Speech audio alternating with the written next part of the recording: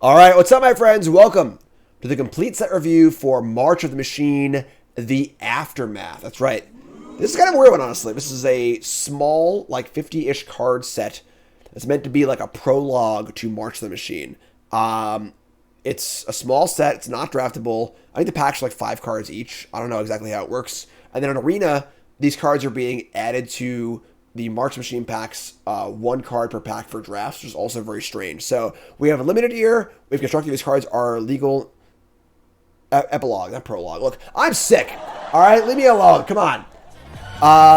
Prologue, epilogue, whatever. Anyway, so these cards are being played limited. They're also legal in standard, which is weird because this kind of has the feel of an Alchemy release. Honestly, it's a small release with some weird cards that like are trying to help out archetypes and stuff. And I don't know. So we're gonna go over the entire set. We're gonna give 3 of our usual 4 awards only for the entire set because there's so few cards. So we'll do our Best in Show, Trap card, and Sleeper card. There are no commons, so no Bombin common. And that's what we're going to do. So let's just hop right in. I do want to remind you all, of course, I played the Pro Tour this weekend, and all my reviews are up on that, and I'll be doing some content going over the match that I played and features. It was the best times, it was the worst times. Go check out that.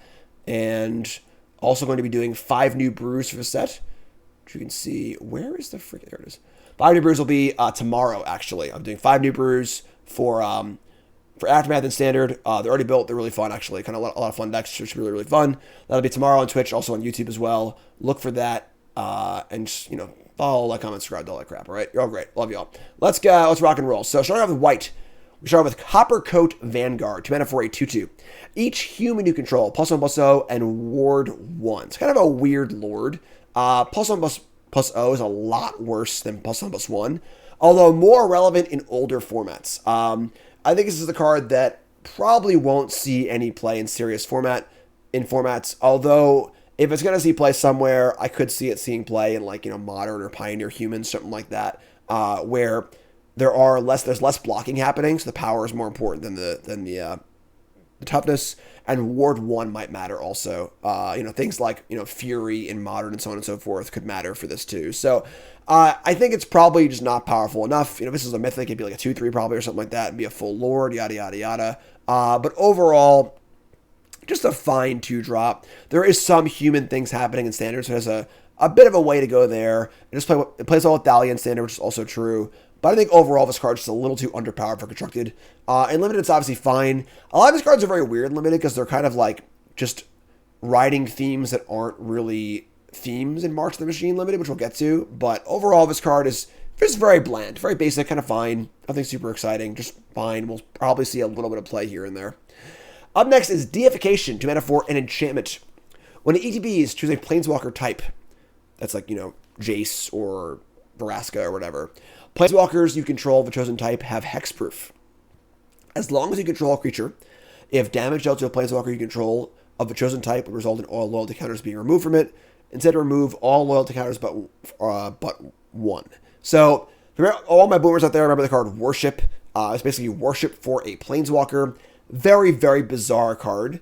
Kind of cute with Gideon, I suppose. Where, like, if you have the Gideon play where you can't, like, lose the game if Gideon won't leave the battlefield, and some creature that can keep it alive, I guess that's kind of cute, but very, very weird card overall. In Standard, it's hard to imagine what you'd want this card to ever do. Invoke Despair is also in the format as well as Shoulder's Edict, so this can't even, like, protect a Planeswalker that well anyway. This card doesn't really seem to do very much, honestly, so card just seems pretty bad overall. Is it a commander card? I don't really think so. There are plenty of ways to kill Planeswalkers these days. It's not a very exciting card. Obviously worthless and limited. Just gonna move on to our next card here. In Harnessed Snubhorn, a little 2/5 Dino uncommon. Oh my god, Becky. 4 mana for a 2/5 Vigilance, and if it deals combat damage to a player, return an artifact or enchantment card or give it to the battlefield. Obviously not static for Constructed. A 2/5 Vigilance has to deal damage to a player. It's just never going to make it Constructed. So that's not very exciting. And then in Limited, this has the same problem of, like, this theme doesn't really work with the set. There aren't that many enchantments in March of the Machine. There are a few artifacts, not that many, honestly. So I don't really know who this card is for. Honestly, I just don't really, I don't really get it. So, Constructed Unlimited, kind of a miss. It's cool. It's Dinosaur, you know, but yeah, it feels kind of like the B-Sides album, you know. Metropolis Reformers next. This card's pretty cool. 2 mana for a 2/3 flying Vigilance Angel Cleric. So 2 good creature types. Flying and Vigilance on a 2/3 flyer is okay. This gives you Hexproof, which is good in the format. Good against Invoke Despair. Good against Duress, things like that. So there are, most importantly to Invoke Despair, I think is the most important one. Whenever it is dealt damage, you gain that much life. It's kind of like our reverse lifelink, which is solid if unexciting. So this card is, kind of a solid if unexciting card. Of course, the real joke here is that it dies to cut down. So if you're trying to use it as a way to beat the Invoke Despair decks, you're just going to cut down and cast Invoke Despair anyway. So overall, not the most exciting card. And Constructed might see a little bit of play. Is in one of my brews for tomorrow for 5 new brews. But overall, if it had lifelink, I'm a little more happy about it. If it had better stats, I'm a little more happy about it. If it was a 2/4 and it was uncut downable, I'd be a lot happier about it. But overall, I don't think this card's really going to solve any of the issues in the format that you might be trying to solve with it. And then limited is just fine. 2/2 flyer for Vigilance for 3 is fine. Maybe gain a little life, so on and so forth. But all in all, kind of just middling. Spark Rupture. 3 mana for an enchantment. This is a big story spotlight card. When an ETBs draw a card, and then each Planeswalker with 1 or more loyalty counters on it loses all abilities and is now a creature with power and toughness equal to the number of loyalty counters on it. So the big story beat in March of the Machine is that all the Planeswalkers are now desparked for the most part. Not all of them, most of them. So we'll see a lot of the Planeswalkers in this set as legendary creatures that are not Planeswalkers anymore, so they lose their spark. And again, this card is kind of a weird build around because there are some cheap high loyalty Planeswalkers. Think of a card like Kiora, for example, where it's it would be a 3 mana 7/7. But is it worth investing in 2 cards to try and get that? I don't really know. Kind of a weird card for Super Friend stuff. There are some weird high loyalty Planeswalkers, but again, kind of feels more like a against the odds, Sapphire and Olive kind of card than anything else. And then obviously completely blank and limited. So another limited dud. And overall, it's kind of a weird build around, not super exciting.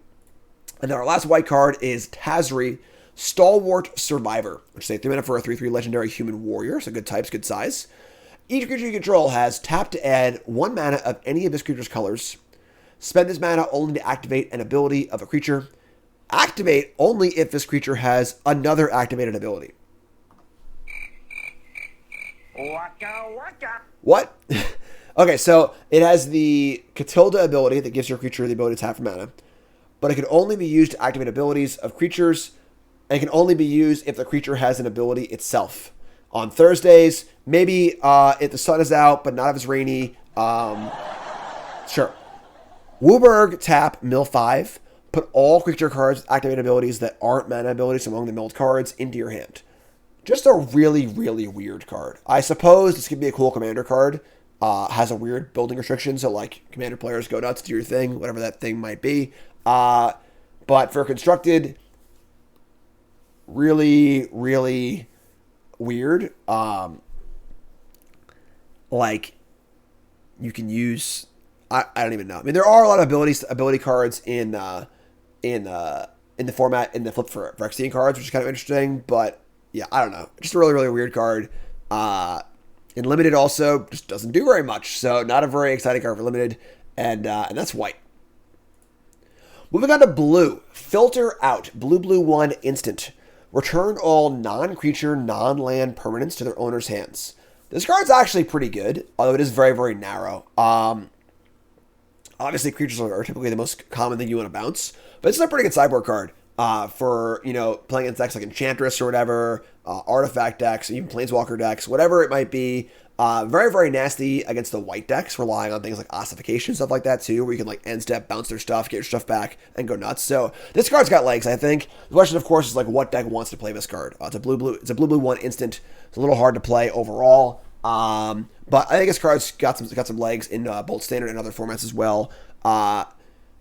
Probably not a main deck card because obviously bouncing non-creatures kind of is a non-starter if you're playing against creature deck, obviously. But I think it's just this card's got legs. Probably a cool sideboard card. Pretty powerful, honestly. Pretty powerful card, though. Don't sleep on the power level here because the power level is definitely there. And then in limited, Not really. Maybe a sideboard card. Your opponent's like incubating super hard. You try and get them before they can flip or something like that. Maybe bounce your own enchantments that make incubator tokens and kind of go that way. It's kind of a weird card, you know. But yeah, definitely a card that has enough power level to see play. The rate is there for sure. Will it see play? It needs to have a home, but on pure rate, this card's reasonable. Yeah, bounces treasures, bounces clues, bounces foods, so on and so forth. So for sure.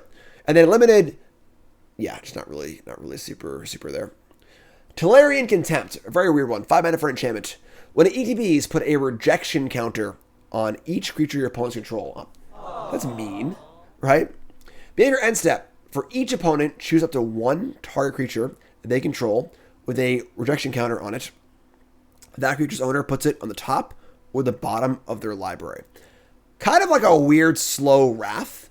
It is not a bounce spell. It is card advantage. It's card parity because you're not bouncing the card to their hand. It goes to their library. They have to choose to draw it again or not. But it is a little slow. However, it does work the turn you cast it. So you play this thing and you get to remove one thing immediately, which makes this card kind of interesting to me, honestly. For a blue deck that does not have access to good rule spells, say you're playing mono blue, this is the way to deal with Shieldred, and perhaps other creatures as well. It scales well, where if they have 5 things in play, you don't have to pay any extra mana. You just get to deal with all of them, however slowly. It does target, so it cannot bounce like hexproof things or whatever, stuff like that. But all in all, like, it's an interesting card. Again, because if it was a bounce, I think it'd be very, very bad. Because it goes top or bottom of the library, it is actually, a 1-for-1 advantage. And this card actually does seem good and limited. So if you're looking for a good limited card, this might be it. Again, there are some commons in the set, so no Bombin common, but as far as limited goes, this card does seem quite good. It's also excellent against incubator tokens limited as well, which is pretty good. So card seems good. Yeah, pretty solid card. Constructed, I would say probably not. Well, some deck is going to, really need a way to answer creatures, like mono blue or something like that, or blue green. But definitely a cool limited card. Definitely kind of a cool card in general. Pretty cool. Training Grounds, big reprint. This is a card that was expensive. I don't know if it is anymore. 1 mana for an enchantment. Activated abilities creatures you control cost 2 to activate. This can't reduce the mana that cost to less than 1 mana. So no, you can't, Sliver Queen, make it cost 0, make a million tokens. But this card does play very, very well with all of the flip cards from March of the Machine. It does not play well with incubators, unfortunately. And of course, we can't make things cost 0 either. So if this card was, all creatures and artifacts you control, I think it would actually be very exciting. Activate Bankbuster, flip incubators, and so on and so forth.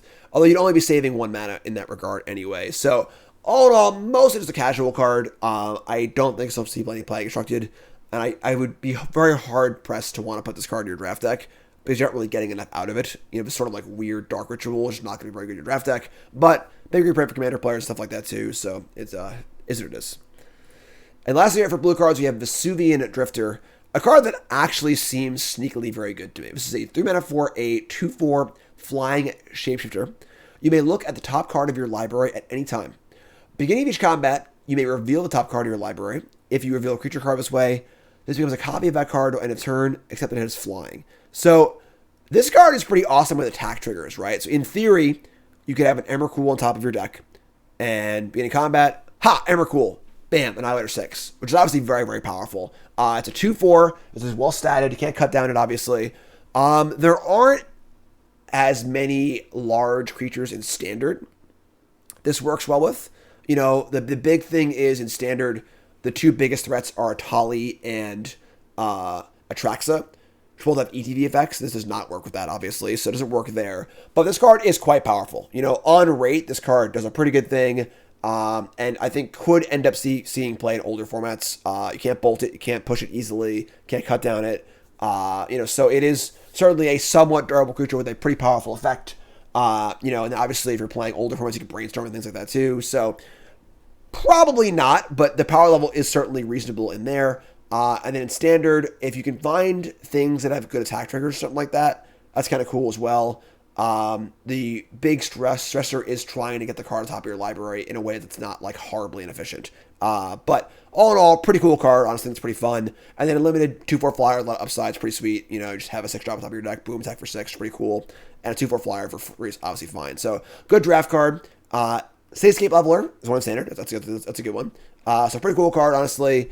You know, probably not going to break the game or anything like that, but it is a cool card for sure. And that's blue. Moving on to black, we have a Yara's Oathsworn, 2 mana for a 2/2 menace. Human Knight. It does combat damage to a player. If it has fewer than 4 +1/+1 counters on it, put a +1/+1 counter on it.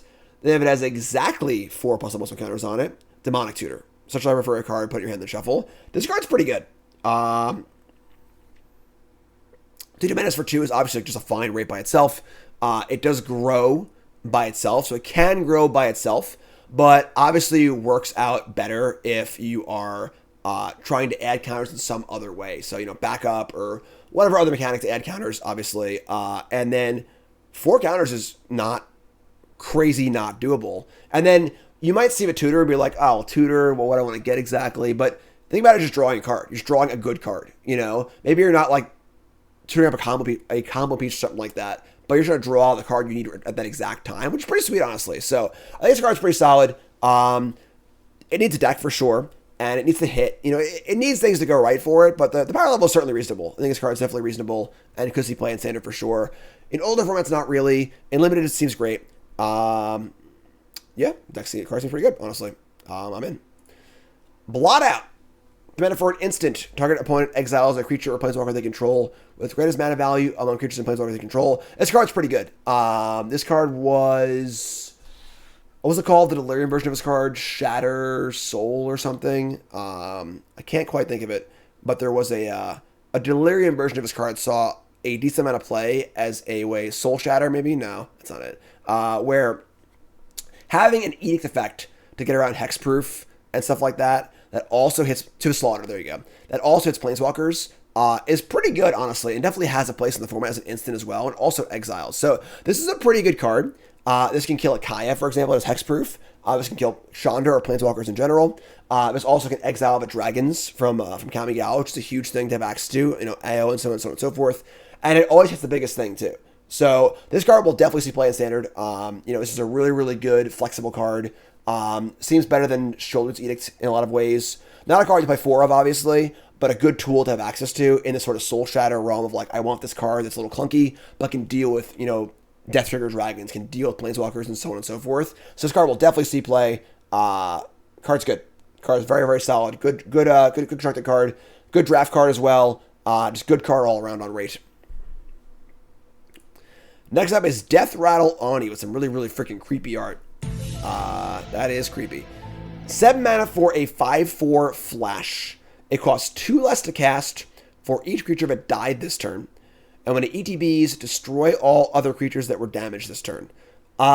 We see this kind of card a lot, I feel like. This sort of like, oh yeah, it's really, really huge and cheap, but only if things die. Those cards almost never work out, especially in Constructed. So in Constructed, I think this card is, you know, almost assuredly not going to be very exciting. You know, like, you can even say, like, well, maybe you're playing as a Wrath of God deck. They Wrath you, and you instant cast this for 1, just 5 them. But the problem is that most Wraths exile anyway. So, Constructed, not really. In Limited, this card's fine. Very, very weird effect, where this could be an absolute blowout in combat. So you make some chump blocks or whatever, and all of a sudden you just cast this thing down and kill everything. So this is going to be a pretty wild Limited card, I think, with some really, really huge swings. So a card to watch out for in Limited, where, like, if I have 3 1/1s, and they have 3 5/5s, and I have 1 black mana up, they can lose everything. You know, and I got a 1 mana 5/4. So this is definitely a pretty blowout kind of Limited card. I think this card will be pretty good Limited, but Constructed, just not looking to make it. But cool card. Pretty out there design. Next up is Markov Baron, another weird card in that it is a lord for vampires, which are obviously not a theme at all in March of the Machine. It has Convoke, Lifelink, and Madness. So Convoke and Madness both play quite well with vampire things. You'll see this card tomorrow in 5 new brews. I built a vampire deck. It's pretty cool. It's also Convoking. And both those are very powerful. Obviously, with Bloods, you can Madness. Madness is very, very powerful. And then, of course, Convoking's great too. Lifelink is good by itself. 2/2 Lord for 3 that pumps everything plus almost 1 is not the most exciting, but Convoke is very good. With Convoke, this feels like it costs more like 2 mana or 1 mana, which is pretty awesome. But overall, it's just a fine card. This is that sort of similar to the Human Lord. Not extremely exciting, Just a solid card. And then, once again, just an absolute piece of garbage and limited. Still a piece of Are there even any vampires in the entire set? There's like one or two, right? So, kind of a weird one. I guess Galt is a vampire, but it's true. Just pump Galt into a 13/13. But yeah, that's Markov Baron. Urborg Scavengers. No award. This is pretty good. 3 4 8/2/2. Whenever it ETBs or attacks, exile a creature card from the graveyard, put a counter on Scavengers. So already in the same ballpark as Graveyard Trespasser as far as exiling things, but also grows, which is good too. And then Urborg Scavengers has flying as long as a card exiled with it has flying. The same is true for First Strike, Double Strike, Death Touch, Haste, Hexproof, Indestructible, Lifelink, Menace, Reach, Trample, and Vigilance. So, this is a pretty interesting card. Typically, the cards that have this sort of rider text, similar to Soul Flare or whatever, aren't very good because there are a lot of things that need to go right to make the card good. However, in a format where Atraxa sees a lot of play, this is a pretty good hate card for Atraxa. So you get to exile their Atraxa, and you have a 3/3 flying, vigilance, lifelink, death touch, right? Which is pretty awesome, honestly. That's pretty powerful. You can try and do it yourself as well. You can just play your own Atraxas in your Ramator deck, and if you have an extra copy, you can exile with this, which is kind of cool. And on rate, this card is just good. You know, like, this is a 3/3 for 3, effectively, that exiles cards and then grows as the game goes on. That's good. Honestly, it's pretty solid. So, card's good. You know, in limited card seems great. Any card that just grows is obviously good. I think it randomly get flying or First Strike or whatever would be awesome too. So, pretty cool card. Pretty odd art, but pretty fun. And one of the cooler cards of the set, honestly. Close to getting an award, but not quite. I think this card is going to see play in Standard though for sure. Definitely a solid card. Oops. You saw nothing. Moving on to red. Whoa. Artie Metal, bro. 3 mana for a 3/3 legendary creature, Human Berserker. Whenever a creature you control attacks or a creature enters the battlefield under your control attacking, you may pay 2. If you do, put a creature card mana value less than that creature's mana value from your hand onto the battlefield tapped and attacking. Very, very weird card, right? So you have to already have a creature attacking and then have a cheaper creature in your hand to get to put into play for free, but you're not really saving much mana here. Now, if you were to cheat into play, say, a Delve creature or a Mirror Enforcer, some card that like has a high written cost, but is not, you know, but costs cheap, obviously. Maybe you could put in like a 6-drop or a 5-drop or something like that, but it requires a lot of things to go right here to really do anything. You know, just kind of a really, really weird card. Yeah, obviously feels like a commander card. You know, kind of weird, another odd build around. Constructed, not a chance, unless there's some weird thing that I'm missing. And then in limited, I mean, it's a 3/3 for 3. It's got that going for it, I guess. But all in all, pretty unexciting. Arnie Metal Brow, cool name, but not much else. Colligan Warmonger. We do have awards, folks. That's right. We're only doing one award for each for the entire set. It's only 50 cards. Colligan Warmonger is pretty damn good, honestly. We have 3 mana for a 3/2 haste. Whenever it attacks, select the top 6 cards of your library. You put a dragon card from among them into your hand, and the rest of the bottom of your library in a random order. There are a number of good dragons in the format, as well as some good dragon payoffs. So if you do this as a 3/2 haste for 3 that attacks to draw a spell, that's pretty good. You know, and say you have, you know, 12 or 13 dragons in your deck, you're a pretty good chance to hit your dragon, which is pretty cool. And honestly, like, that's just really good. Plays well Fable. I can block if you need to. It's a good bridge the gap kind of card, because dragon decks tend to have the problem of, like, they have these good 4 and 5 mana dragons, but not a lot to do in the middle of that. And this card does that really well. It can attack, it can block, you can draw cards. It's also a card that the more controlling decks need to respect. They can't just save their kill spells for your dragons. So, like this card a lot. I think this card's pretty sweet, and we'll see a good amount of play. If dragons are a thing, I am playing this card tomorrow in a dragon deck for 5 new brews. I'm very excited about it. Looks really, really cool. And if it didn't have haste, no go. But being able to play this card immediately on a turn where it's unlikely your opponent's mana up, and just attack, draw a card, and trade, that's phenomenal. You know, we're talking, you know, in the ballpark of Corpse Appraiser ish. Obviously worse, because it requires more things in deck building to go right. But it has a higher ceiling. Obviously, you can keep attacking over and over again. Also plays very well with Fable the Mirror Breaker too, where you can copy it, attack with 2 of them, get 2 dragons. That's awesome too. So these cards are really, really good. Sleeper card for sure of a set. These cards are going to see play as long as dragons are good, and there are some good dragon payoffs as well as some good dragons in the format. And then in limited, 3-2 haste for 3 is just like, you could do worse obviously, and there are some dragons in the set, but overall mostly unexciting for limited. Plarg and Nasari. 5 mana for a 5/4 Orc Efreet. Beginning of your upkeep, each player exiles cards from the top of their library until they exile a non-land card. An opponent chooses a non-land card exiled this way. You may cast up to 2 spells from among the other cards exiled this way without paying their mana cost. So, obviously a commander card built for games of more than two players. In a 2-player game, you'll each Atali a card basically, and your opponent gets to choose one of them to go away. So you got to get pretty lucky to make this card good. It's also on your upkeep, so you need to untap with your 5/4 that didn't do anything the turn you cast it. This is not a card for constructed. This is a card for commander, and honestly a pretty card for limited too. Casting spells for free and limited is excellent. A 5/4 for 5 is not the worst thing ever. So good draft card, good commander card. Constructed is going to be a miss for me. Sorry. And lastly, Reckless Handling. 2 mana for a sorcery. Tutor for an artifact, reveal it, and put it in your hand, then shuffle, and then discard a card at random. If an artifact card was discarded this way, it does 2 damage to each opponent. So, kind of a weird gamble variant, which can only find artifacts. Unfortunately, Entomb an artifact would be really, really good, because there are some good artifacts in the format. Phyrexian Portal, Seascape Leveler, and so on and so forth. But the random discard makes this card really, really weird and unreliable. I would say that this card could maybe do something in older formats, just like the card Gamble does, but very, very odd build-around card that is probably far too random to ever do anything relevant, and then limited, obviously totally unplayable. So, just a really weird card. We'll eventually get something going, but not really there, and that's red. On the green with Animist's Might. 2 mana for a sorcery that costs 2 less to cast if it targets a legendary creature you control.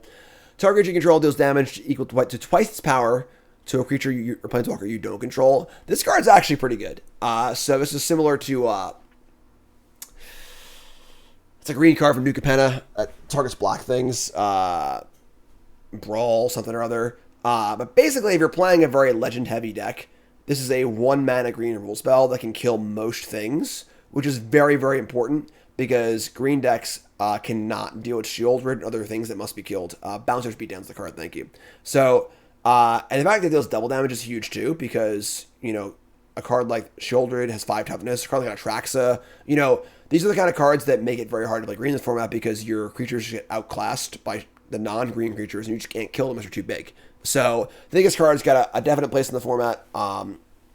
If you have a 3/3 legend in play, this thing can kill 6/6, and that's huge. It's cheap enough where it won't get blown out. And it has some utility if you're not, having all legendary creatures also. So I think this card is definitely going to see play constructed if green decks have a place. And then limited, this card's just fine. Just 3 mana bite. Sorcery, it's a little clunky, but can kill large things, so it's fine. So fine limited card. And a card that will definitely see play constructed, I think. More important than it looks. Leyline Immersion is next. And this is a pretty odd commander card. 4 mana for a aura that can only enchant legendary creatures. Another limited banger. Still a piece of garbage. Legendary creature has Ward 2 and has tapped to add 5 mana in any combination of colors. Spends mana only to cast spells.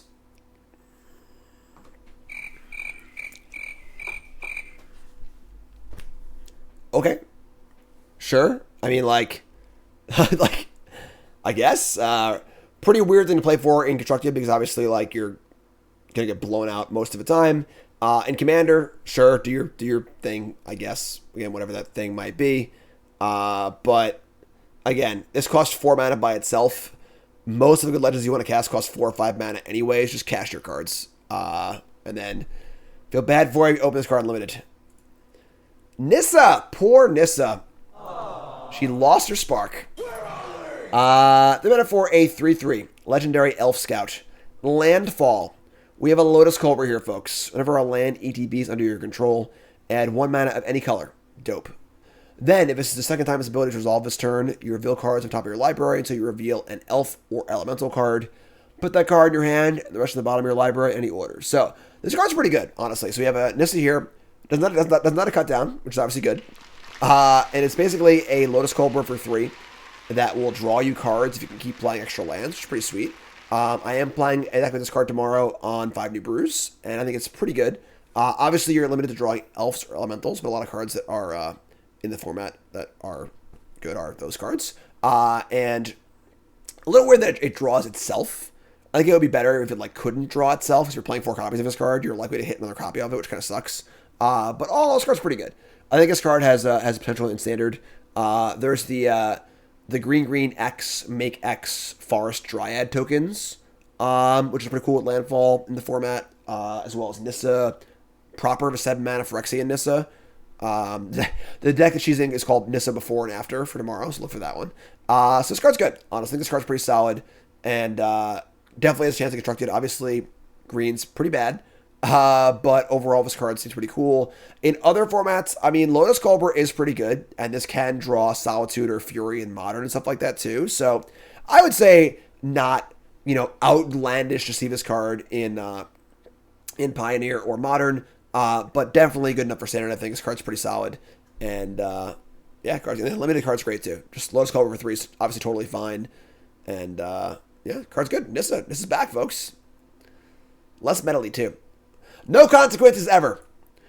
Open the way. Green X. X can't be greater than the number of players in the game. I don't know why they're giving us a commander set disguised as a standard set, but sure. So, reveal cards top of your library to reveal X land cards. Put those lands on the battlefield tapped, and the rest at the bottom of your library in a random order. So, in a one-on-one game of Magic, this is Explosive Vegetation or 3-mana Rampant Growth. That is not good. In a commander game, you can get more lands. Cool. Have fun in your commander game, I guess. Otherwise, not very exciting. And then in limited, if you really got to splash, I guess go nuts. Definitely worse than Invasion of Zendikar. But yeah. Tranquil Frillback. They made up for a 3/3. A real no frills card.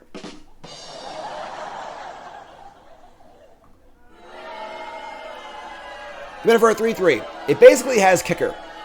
Multi-kicker green, and the kickers are Disenchant, Tormod's Crypt, gain 4 life. The problem with this card is it's very, very inefficient. In order for this to exile graveyard, this is a 4-mana 3/3, which is pretty unexciting. Same for Disenchant, same for gain life. It scales okay, but the rate you're getting for the front side is so shitty that if you're going to sideboard it, you'd rather just play a more efficient card, right? Just play Tormod's Crypt, I guess you can do multiple things. So you can pay 6 mana and gain 12 life, or 6 mana and kill multiple artifacts or enchantments. Okay, I kind of missed that part of the card. I missed the 1 or more times, choose that many. So you can do multiple things, which is pretty cool. But you can exile three graveyards, right? Maybe. But yeah, so that part's kind of cool. But overall, I think it's just a little too clunky. I guess as a sideboard card against, like, say, mono white, if you were to kill, like, a Wedding Announcement, a Bank Buster, and Ossification with this, that's pretty good. I think later in the game, this card's pretty good. It's cool. It is very good with Aether Vial, that is true. But early on, cost-wise, this is pretty inefficient. For limited, bonkers. Killing 2 incubators or whatever, get a 3/3 is awesome. So great limited card. But I think Constructivist card's a little bit too underwhelming cost-wise to be that exciting, but we'll probably see some play, for sure. When you play this cost 1 or more times, choose up to that many. You can flicker it too, yeah, but Disenchant's by far the best part. You can only choose 1? Okay, well then I misread the card apparently, and I apologize. I am a little bit sick. Hi, I'm Jim. Welcome to the set review. But you can copy the Fable, which is pretty cool, but I don't know, whatever. It's just an okay card. We'll see a little bit. It's a fringe card. We'll see a little bit of fringe play. Great draft card. And it is what it is. Understudy Upheaval is a green 1 sorcery. Undergrowth. Remember Undergrowth, everyone? Remember Undergrowth? Distribute X plus some muscle encounters among any number of target creatures you control, where X is the number of creature cards in your graveyard as you cast this spell. Creatures you control gain vigilance till end of turn. So, very weird overrun. No trample. No trample is a huge problem. So, weird overrun that wants you to have a bunch of things in your graveyard. Not really a recipe for success, because the things that need to happen for this card to be good are you need to have a full graveyard, a good board already, and more creatures than your opponent. Because things don't trample anyway. So this thing gave trample. I think we might be having a discussion here, but without trample, this card's just Bantha Poodoo or whatever. So I think this card's not very exciting. And then in limited, I mean, I guess if you're desperate for a finisher, maybe, but yeah, pretty unexciting. And that's green. All right, on to multicolor. Calyx, Guarded by Fate. Everyone's favorite planeswalker. We were all dying to find out what happened to Calyx. The mana for a 2/2 legendary enchantment creature, human druid. It has Constellation. Whenever it or another enchantment enters the battlefield under your control, put a +1/+1 counter on target creature. So similar to the 1-drop that I can't think of the name of. Whenever it or an enchanted creature, not enchantment creature, enchanted creature, deals combat damage to a player, you may create a token that's a copy of a non-legendary enchantment you control. Do this only once each turn. So that is a very, very powerful effect, but obviously requires you to be playing creature enchantments, which is not a great place to be. There is some pretty cool enchantment stuff in the format. Obviously, Grimmed Enchantments is like a fringe playable deck in Standard. There's still, Jukai Naturalist and Kami of Transience and so on and so forth in the format. So this card's honestly fine. I think that the initial text of just Constellation, ETB, add counters is like reasonable as a enchantment threat in and of itself that can do other things as well. The issue, of course, is that, are you going to play auras in your deck? It's tough. There are a few, Audacity, a few other ones, but overall, I think this card is close to the mark, but I think it would need a little more help, honestly, overall, but it's fine. This card definitely could see playing constructed. I think it was a 3/3. That would help a lot, too. Not going to dice to cut down and other stuff pretty efficiently is a little rough. So, pretty cool card. Honestly, obviously a cool commander card for your commander decks or whatever, but yeah, it's cool. It's a cool card. Definitely a cool card. Sticky Fingers? Ooh, Sticky Fingers. So that's Calyx, Guided by Fate. We don't have a multi-card section here. You see all of our planeswalkers that get desparked. Campus Renovation. 5 mana for a sorcery. Return up to 1 target artifact or enchantment card from your graveyard to the battlefield, and then exile the top 2 cards of your library until the end of your next turn. You may play those cards. This is a very weird card in that it's a payoff card and a card draw card at the same time. So this is a, return an artifact for 5 mana kind of cards. I put the Phyrexian Portal in the graveyard, play this thing, get it back. But then I also get to draw cards, which is very, very weird because if you've already pulled off the thing you're trying to do, you don't usually need to draw more cards. And if they're going to counter this or stop it in some way, that would fizzle the card draw anyway. So, very, very weird card because it's only giving you extra value if you're already accomplishing the thing you want to do. And then if you're not accomplishing it, you get kind of screwed. And Invoke Justice is also currently legal. So if you're trying to do the return artifact thing, there's already kind of a better card that does that. So kind of a weird card. It's kind of cool. It's definitely a unique combination of effects you haven't really seen before. But overall, I think it's not quite there. And then obviously a pretty bad limited card. Cosmic Rebirth. Similar card. 3 mana for an instant. Choose a permanent card in your graveyard. If it has mana value 3 or less, you put it on the battlefield. If you don't put it in the battlefield, put it to your hand. So it can raise dead or regrowth things that cost 4 or more to your hand, or put it right in the battlefield if it is a cost 3 or less. You're not gaining any mana on this card because it costs 3, obviously, which is not very exciting, and you gain 3 life. This card has similar problems to a card like Unearth, but no upside. We already have Recommission in the format, and I don't think gaining 3 life here is particularly exciting, so kind of a dud. Seems fine and limited. Obviously, you just gain a few life, you get a little value, but overall, kind of an unexciting card. I think at 2 mana, this card's pretty awesome. At 3 mana, very unexciting. Dathena, New Benalia's Light.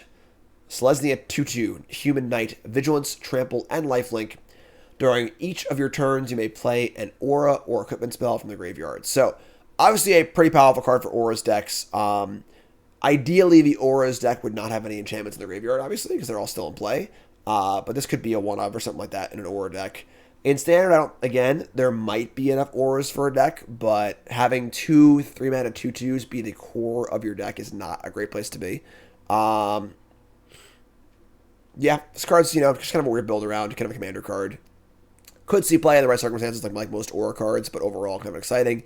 And then in limited, I mean, there aren't many equipments or auras, but a 2/2 Trample Vigilance Lifelink for 3 is okay if you're like backing up super hard and stuff like that. So, yeah, give this card like Ward 2 or something like that. Maybe we're talking, but Feast of the Victorious Dead. Black-white enchantment. End of your end step. If one or more creatures died this turn, you may gain that much life and distribute that many plus encounters among creatures you control. Really, really weird card. Very hard to control. If you're playing like a sacrificey deck, I just don't.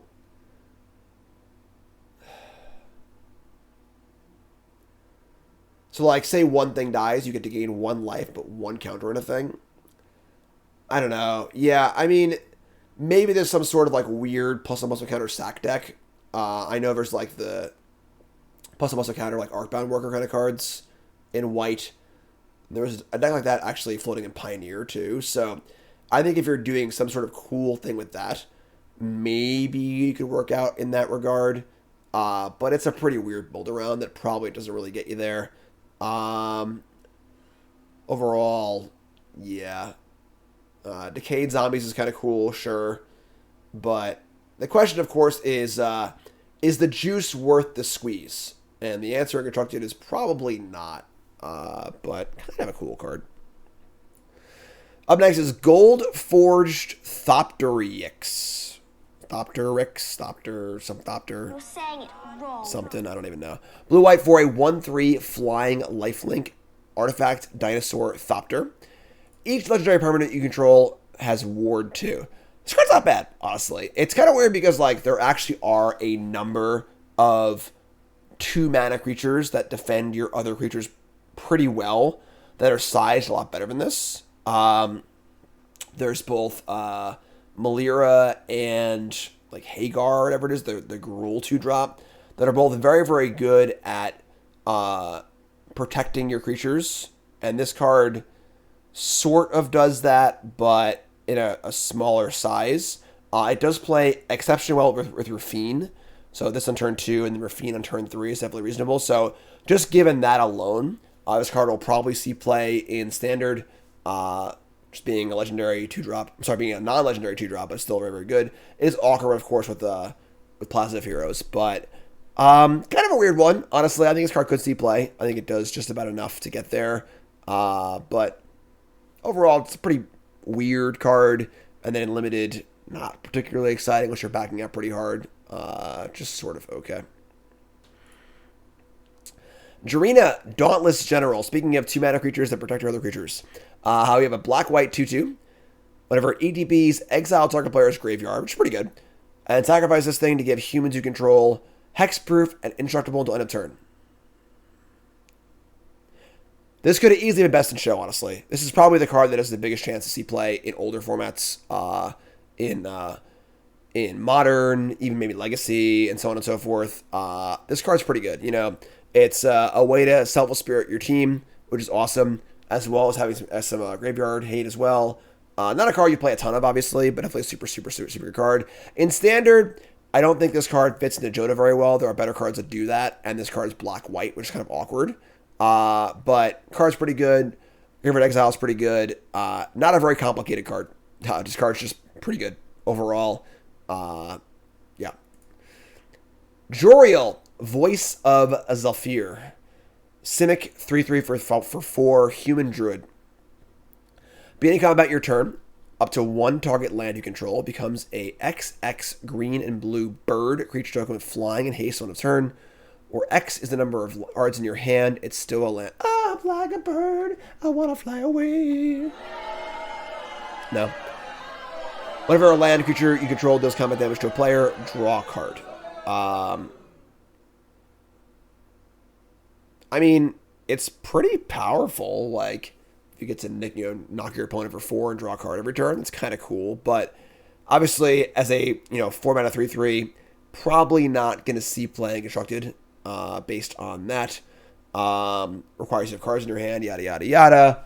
And then whenever a land creature you control does combat damage to a player, if there was like some deck that had incidentally had a number of land creatures in it, and that effect was more useful, same idea, but for the most part, this is not really a constructed card. Honestly, in limited, this card's pretty good. So this is, one of the few standouts for the limited format where it's a card that actually does pretty good things limited. But yeah, overall,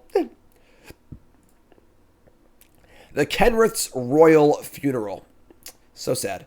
4 mana for a legendary enchantment. When this ETB is exiled with 2 legendary creature cards from your graveyard, you draw X cards and lose X life, where X is the greatest mana value among cards exiled this way. So this thing can draw a lot of cards, potentially.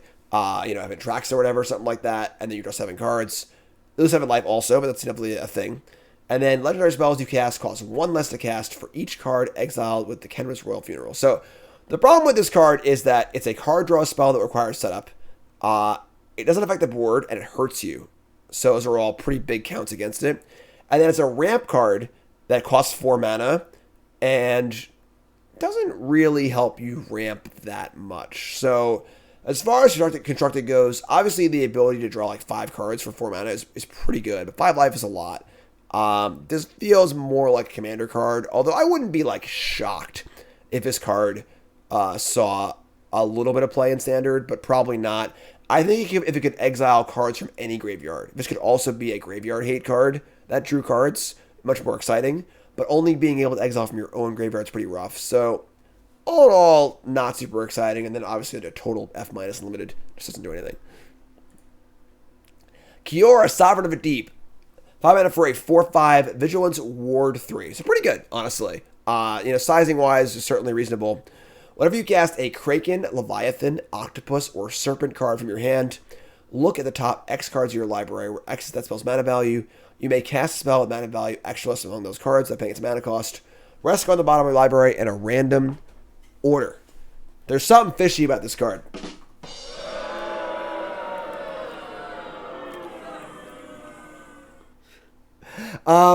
This card is, I need to go look and see what Kraken, Leviathan, Octopi, or Serpents are in the format right now. The effect is very powerful.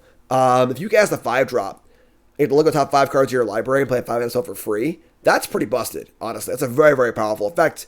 The issue, of course, is that, how many Krakens, Leviathans, Octopi, and Serpents are there available. Unless they print a good one of those, this card is probably not going to see any play. But realistically, the card, like, the power level's there. It just needs to do something, So definitely the one where just keep an eye out in future sets for potentially playable Krakens, Leviathans, Octopi, or Serpents. Because if those are available, this could do some cool stuff in theory. But for the most part, as it stands, it's just a commander card at the time. When you cast a spell, you have to cast spells from your hands. You can't keep chaining them because it's from your hand. So, Nahiri Forged in Fury. I'm not gonna lie, folks. Fool me once, fool me twice, fool me 10 times, etc., etc. I think this card's pretty good. I have a Nahiri deck for tomorrow for 5 new brews. This is a 6 mana 5/4. It has affinity for equipment. Now, it's important to note that there are both equipment creatures and 4 Meridian cards in the format. So there are a lot of equipments in the format that are also creatures, which is pretty important. Also, somehow, Nahiri's okay. Yeah, it's fine. Just whatever. This is okay. Nahiri's okay. Yeah, no consequences for anything, obviously. So this card has affinity for equipment. So this can easily cost, 3 or 4 mana.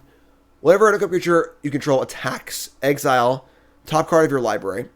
You may play that card this turn. You may cast equipment spells this turn without paying their mana costs. This is a really, really powerful ability. Combined with the 4 Meridian cards and other artifact cards, like, say you play this and attack with 2 creatures, you might hit spells for free, and you can also play spells also, and then as the game goes on, you keep drawing cards, so on and so forth. So, I think this card hits. I think this card hits pretty well. I think there might be enough equipment adjacent cards in the format that make this card kind of okay. I'm very excited to play this card tomorrow, and you should be excited to watch it because I think this card actually has some pretty wild legs. Not wanting to give it an award for sleeper or anything like that, but I do think this card is pretty interesting. And don't underestimate how powerful Affinity is. Don't underestimate how powerful playing cards for free is. And the size is pretty good too. And also you got Rebel Salvo as well, so another Affinity for equipment cards, also very, very good. So we'll see. Pretty pumped for this one, honestly. I'm not going to lie. Looking forward to trying out Nahiri tomorrow in 5 new brews. And then in Limited, I mean, don't draft the equipment deck. Just don't do it. You'll be a lot better off. Nahiri's Resolve, 5 mana for an enchantment. Pretty cool one. 5 mana for enchantment. I just said that. I'm sick, reminder. Creatures you control get +1/+1 and have haste. So, a bit of an anthem, a bit of a hasty effect. Beginning of your end step, exile any number of non-token artifacts and or creatures you control. Return those cards at the beginning of your upkeep, under their owner's control at the beginning of your next upkeep. So, this card is pretty cool in that it is a sort of preemptive way to mitigate a wrath effect. That is also a way to flicker things too. So that's a lot of power for a card that also pumps your team and it gives all your future cards haste. This card's kind of cool.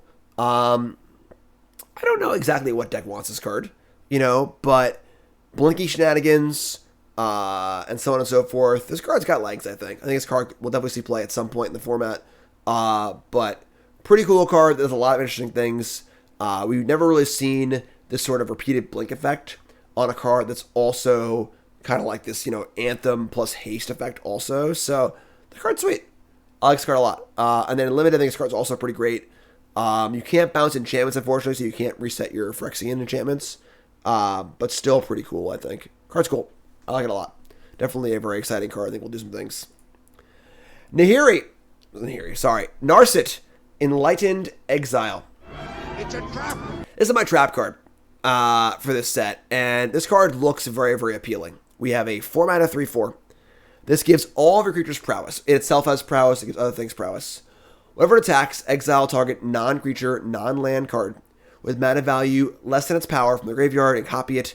You may cast the copy without paying its mana cost. So this card looks pretty awesome. It's sort of like a very, very large Dreadhorde Arcanist where you can cast spells for free, give all your things prowess, bunch triggers, pretty well sized, kind of cool. The problem is that this is a 4 mana 3/4 that has very little to no effect on the board the turn you cast it, and that's no good. If there was a way to give this card haste, or it naturally had haste, or it was a little cheaper, or whatever, like if this card was, white, blue, red for a 2/3, even dying to cut down, I think I'm a lot happier with that, because it's at least cheaper. But turn 4, play this, say go, is not going to win you many games in Constructed, unfortunately. It's a cool card. It's a fun card. I think this card has almost no shot in Constructed. In Limited, sure, it's a good card Limited, for sure. Not that it matters that much. It's a mythic or whatever. But overall, I think it's my top card of a set. I think people are going to try this card a lot and be fairly sorely disappointed, unfortunately, which is a bummer because it's a cool card, but is what it is. Nashi, Moon's Legacy. 3/4 for 3 with Ward 1 and Menace. So pretty well statted, honestly. It's definitely decent stats for a 3-drop. Whenever this attacks, exile up to 1 target legendary or rat card from your graveyard and copy it. You may cast the copy. You still gotta pay for it. When I first read the card, I was like, oh wow. Another way to cast tracks in this format, but you still gotta pay for it. Still gotta pay. You might. It ain't cheap. And if you copy a spell, obviously it becomes a token. So this card is honestly a lot better than Narset is, in that it's operating in a very similar vein, but it's a mana cheaper. It's got Ward and it's got Menace. Of course, it can only cast legendaries and rats, so it makes it a little more limited, obviously. But in like a legendary heavy deck, could do some things maybe. Feels mostly like a commander card. Just not really, constructed. Just a lot of things need to go right. In commander, you can go to Scryfall, type in rat, and go build to your heart's content. But we're doing this review for constructed, and this card probably doesn't really have enough going on. But the stats are there. for sure. And then in limited, there are a few rats. In limited, there's a ravage rat or two, but yeah. Overall, it's interesting. Niv Mizzet Supreme. Wooburg for a 5/5. This has been cutting back on my donuts a little bit there. It's a 5/5, not a 6/6 anymore. Dragon Avatar. Flying. Hexproof from Monocolored. Pretty powerful ability. No, go for the throat, and so on and so forth. Each instant and sorcery card in your graveyard, that's exactly 2 colors, has Jumpstart. I would need to go over all the cards in the format and see how many good multicolored, 2-colored instant sorceries there are. I can't think of that many off the top of my head. But this card is nothing close to prior Niv Mizzets. While the last Niv Mizzet drew you like 5 cards when it came into play, this one's just a 5/5 for 5 that might cast a spell back or two, which is only unexciting. In standard, there aren't really enough 2-color instant sorceries, and then in older formats, just play a better card. If you're going as far to play Wooburg for this card, you want more of a payoff than anything else. The one big draw here is that it is pretty hard to kill, but of course just dies to Invoke Despair. So what are you going to do, right? So for Constructed, probably not. Again, more of a commander card. And then for Limited, hey, for 5 colors, go nuts. Have a good time. Ob Nixilis. We have given a best in show to Ob Nixilis before. We were very, very wrong last time. But this one feels pretty clear to me this time around. Ob Nixilis is a 5-mana, 4/3 flying trample, which is okay. When one or more opponents each lose exactly 1 life, put a +1/+ encounter on Ob Nixilis, Captive Kingpin, exile a top card of your library, till your next end step, may play that card. So, this card, as far as I am aware, is an infinite combo with the card All Will Be One. As long as you make them lose 1 life, that adds a counter to this, which makes the All Will Be One deal 1 damage to them, which causes the counter to this, which makes it deal 10 damage, and so on and so forth. So right off the bat, that's pretty good. Infinite combo in the format. You need to find the 1 damage somewhere, but Ani called Anvil still in the format. There are still plenty of ways to do that. And that's pretty powerful for a card that's already pretty powerful by itself. If you're able to play this and then Anvil immediately and make it into a 5/4, it's much harder to kill, which is pretty good. Trespasser deals 1 damage to a lot of things. A lot of things that deal 1 damage in general. Good against pain lands. This card's pretty good. And you don't need to do that much to make it good.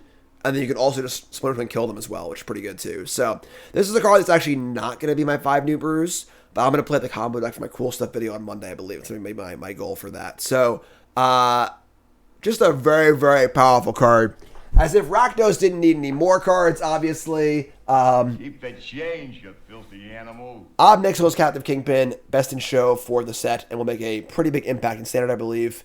And then in limited, obviously, it's just very, very good because it's just a 5/4/3 flyer for 4 with a lot of upside. So, Ob Nixilis, best in show for March of the Machine, the Aftermath. Moving on to Pia Nalar, Consul of Revival.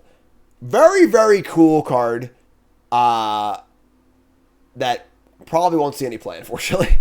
We have a red-white 2/3, Human Artificer. This gives all your Thopters haste. Whenever you play a land or cast a spell from exile, make a 1/1 Thopter token with flying, no cap. So you can do it as many times as you want. Obviously a card that plays awesome with any sort of impulse draw effect. So if you are, casting a Reckless Impulse, if you are plussing your Chandra or whatever else it might be, boom, get a land, make a 1/1. That's pretty good. So a 2/3 for 2 is already a fine rate. If you get like 2 or 3 Thopters off this, that's pretty awesome, honestly. And obviously there's tons of different ways to play cards out of exile, especially in red. The question, of course, is what deck would play this card? If this card cost red, it'd be a slam dunk in mono red, I think. The problem is what red-white deck can play this, and unfortunately in standard, red-white does not have a fast land. Inspiring Vantage is not in the format, so it is pretty hard to build a really good Boros mana base. So I feel like this card is gonna go underappreciated, even though the rate is definitely there for constructed. But we'll see. It's definitely a super cool card. I like it a lot. The rate is there. In limited, I mean, Rand's Impulses in the format, definitely an okay card. Works in Adventures is pretty cool. Card's cool. So definitely a card to keep an eye on, I would think. Rebuild the City. We built this city. Rakdos, Jund, 5 mana sorcery. You choose a land. It can be your opponent's land also. You make 3 tokens that are copies of it, except they're also 3/3 creatures that have vigilance and menace. Very weird card. Feels like more of a commander card. Like what land do you really want to copy in standard or in other formats like that? I don't really know. And then 6 mana for 3/3s with menace and vigilance is not particularly exciting either. You do ramp technically. This does put you plus 3 mana. I suppose copying a Valakut would be kind of cute, but not very exciting. They aren't plus on counters. If you were to copy a Mishra's Foundry or whatever, it's not like you can make it into a 5/5. Lotus Field's kind of cool. That is a pretty exciting one. Although of course you need to sacrifice lands each time. So just a really weird card. Like many cards in this set, I'm not exactly sure what you want to do with this card. In limited, it's fine. 6 mana for 3/3s is obviously reasonable. But constructed, I don't really think we're going to see a Jund ramp deck looking to rock this thing. Rocco's Modern Life. Naya for a 2/4. That 4th time is very, very important. Elf Druid. Beginning of your end step, each player exiles top card of your library. Until your next end step, each player may play the card they exile this way. Whenever a player plays a land from exile or casts a spell from exile, you put a +1/+1 counter on target creature and create a food token. So, Rocco and Pianalar play pretty well together because obviously they both care about exiling cards and gaining things. This does give your opponent the ability to play cards as well, sort of Howling Mine style, but whenever they do, you get a counter and a food token, which is pretty reasonable, and the body's pretty good as well. The question, of course, is what the hell do you want to do with this card? As with all these cards, there are some Cabaret Elf things in the format that are kind of cool, but realistically, like, these food tokens are just okay. You're adding some counters, but sure, is that even good? Again, feels a little more like a commander card. The stats are there. Like a 2/4 for 3 that can draw you a card every turn is certainly reasonable. But I'm not really sure what this card wants to do overall. So maybe, return to Eldraine, some more food stuff would be kind of cool. But yeah, overall, just a pretty weird one. Samit, Vizier of Nakataman. 3 mana for a 2/3. Everything dies to cut down. Everything. Wow. 3 mana 2/3. First strike, vigilance, haste. Whenever a creature you control does combat damage to a player, if a creature EDB this turn, draw a card. The card's pretty good. As far as a Gruul aggro card goes, play it on turn 3, attack, deal 2, draw a card. That's pretty awesome. So you're playing a ton of haste creatures. This card certainly has legs. The problem, of course, it's sizing wise. As a 2/3 for 3, it's okay. It does block Fable, which is nice. Having a creature that can attack through a Fable to also block the Fable is pretty good in the format. But I don't know if Gruul has what it takes to beat a shielded format, an Evoke Despair format, and so on and so forth. Also some big stuff going on as well. But this card's cool. I think this card definitely has legs in the right format. And it's got first strike as well, so attacks into Harvester, which is nice. So yeah, card's good. Obviously Gruul dies to cut down. It's not necessarily the best archetype in the world, but card's good draft card. It's a cool card. Gentlemen. Behold, Sarkhan, Soul of Flame. Is it 3-drop 2/4? Again, that 4th time is really, really important. Does not die to cut down. Dragon spells you cast cost 1 less to cast. There are good dragons in the format. Whenever a dragon ETBs, this card can become a copy of it with a unique name. So it works on Legends also. I think this card's very good. I'm playing dragons tomorrow in 5 new brews. There are a lot of good dragons in the format. We've got the Kamigawa dragons. We've got Ojtai and whatever. That card's pretty sweet. We have the Dragon Battle, Invasion of Tarkir. There's some cool dragon stuff happening in the format, and this card being a bridge is awesome in that regard. Decent sized body, blocks goblins, and if it stays in play, it's really, really powerful also. Card's good. It's a good card. Looking forward to playing with this card a lot in Limited. Not really, you know. But card seems super sweet. Very, very excited this one. And then I guess cool commander card, I guess. I don't know. Sigarda, Font of Blessings. Also playing this card tomorrow. This is a 4-mana 4/4 Flying Angel, which is fine by itself. Other permanents you control have hexproof, so other unfortunately does not count itself, obviously, but it can protect the rest of your stuff. When you look at the top card of your library, anytime you may cast angel spells and human spells from the top of your library. That's pretty good. The problem, of course, is that like this card does not protect itself and needs to live. But if it does live and you go on top with it, you can start going nuts off the top, which is pretty awesome. So if for some sort of angel deck, this card's awesome. Obviously, a white deck can play Surge of Salvation in the sideboard, which is pretty cool. You can play Skrell, they can play Thalia. So we're playing an angel deck tomorrow with this card. Seems pretty sweet. I'm between this card and Errant and Giada. There's a bunch of ways to play cards off the top on well-statted angels, which is pretty good.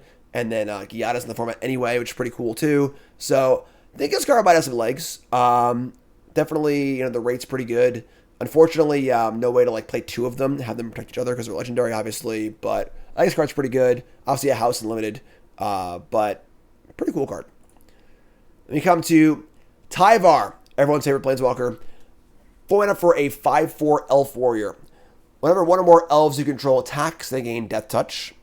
And then each creature you control has, whenever a mana ability of this creature resolves, put a number of +1/+1 encounters on it equal to the amount of mana this creature produced only once a turn. So a pretty powerful effect, honestly. Making all your Llanowar elves grow every time they tap for mana is pretty cool.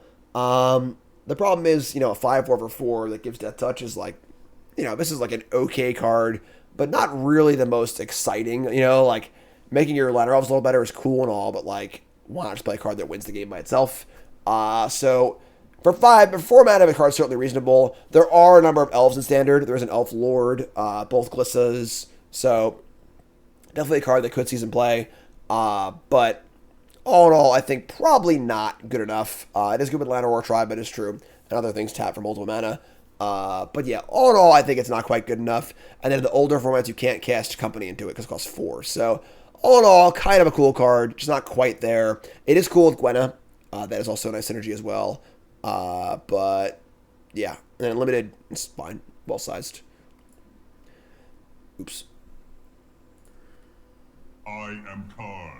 Look who's back as the regular old desparked creature. Karn, a Legacy Reforged, 5 mana for a star. It has power and toughness equal to the greatest mana value among artifacts you control, so it's a 5/5 at minimum. Bidding for upkeep, add a colorless for each artifact you control. This mana can't be spent to cast artifact or non-artifact spells, and then it stays through to your entire turn. So it does not empty as mana phases end. Very, very bizarre card. This can make a pretty good amount of mana. It's, you know, a 5/5, decently sized. I don't see this card making much of a splash in Standard, I don't think. Mostly because of Brotherhood's End. Trying to play a lot of like mana rocks, stuff like that, is pretty tough because people just have Brotherhood's End on their board and they just clear artifacts, which kind of sucks. But the power level is pretty reasonable, honestly. You know, this thing gets to make a lot of mana. It needs to live. But the good news is, it doesn't die to go over the throat, which is kind of a cool thing to have access to. But yeah, kind of a weird one. I would say probably not there in Constructed unless it's some crazy artifact deck. Limited is a 5/5. You know, in other stuff. I don't know, which kind of is what it is. And then our last card in the set is Drannith Ruins. Like Ornn before it, Drannith was reduced to a playground for Icoria's monsters. Land taps for colorless, pay 2, put 2 +1/+ encounters on a non-human creature that ETB'd this turn. So it basically adds Kicker 3 to all of your non-humans to give 2 counters. Not really what you want off a colorless land because there are just better colorless lands. It's very, very clunky. Doubtful to see much play in Constructed. There are just better colorless lands. And then yeah, in Limited, I mean, sure, it's fine. But overall, pretty unexciting way to round out the set. So to recap, best in show, Ob Nixilis, Captive Kingpin. Infinite combo with all we won. Narset and Light in Exile is your trap card. And your sleeper card is Kolaghan Warmonger. And that's it, folks. That is the entire set review for March of the Machine Aftermath. I'm not going to lie, I'm pretty underwhelmed by the set. It feels kind of like an Alchemy release. I don't really know who the set is for, because it feels like a Commander release, but it's obviously a standard legal set. There are some cool cards in it, but a lot of cards just feel like duds, and you can't really draft it. The 5-card pack is off-putting. I'm not going to lie, I just don't really get it, and I feel like this set came out like 2 weeks ago. Anyway, so kind of a weird release. Let me know what your thoughts are in the comments. Obviously, I'd love to hear your thoughts on it. Don't forget tomorrow's 5 new brews for the set. We do some cool decks brew. There are some cool cards in the set for sure, but overall, just it's a very, very weird release. This like 5-card booster, 50-card set just feels very odd. But yeah, that's it. So like, comment, subscribe. Again, a lot of content coming out. My recaps for the Pro Tour are on 8-1 on day 1, and we don't talk about day 2 here. Draft reviews, match reviews, 5 new brews. You get the idea. Thanks for following, folks. Appreciate it. I appreciate you bearing with me. I know I'm a little sick. It makes me slow down a little bit, so I talk a little slower, which kind of works out fine. But thanks for watching, YouTube, folks. Appreciate it. You're all great.